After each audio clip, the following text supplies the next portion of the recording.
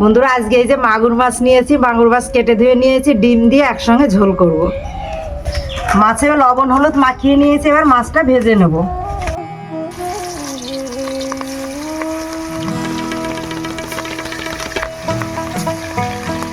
মাছ ভাজা হয়ে গেছে, এবার নামিয়ে নেব। ওই একই তেলে ফোড়ন করে নেব। ফোড়নে দিয়ে দেবো গোটা জিরে, তেজপাতা, কাঁচা তেজপাতা, এগুলো, শুকনো লঙ্কা, টমেটো কুচি, সব মশলা একসঙ্গে বেটে নিয়েছি, দিয়ে দেবো।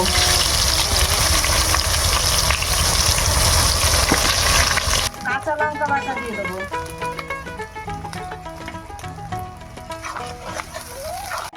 কেটে নিয়েছি, দিয়ে দেবো। মশলার সঙ্গে একসঙ্গে কষিয়ে নেব।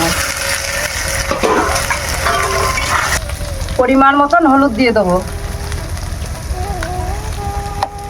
লবণ,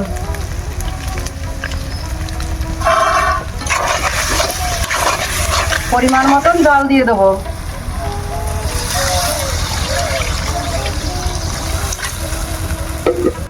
এবার ঢাকনা দিয়ে ঢেকে দেবো। ঢাকনা তুলে নেব। এবার মাছগুলো দিয়ে দেবো।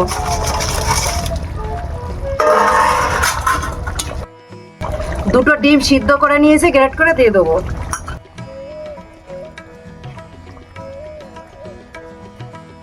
গরম মশলার গুঁড়ি দিয়ে নামিয়ে দেবো।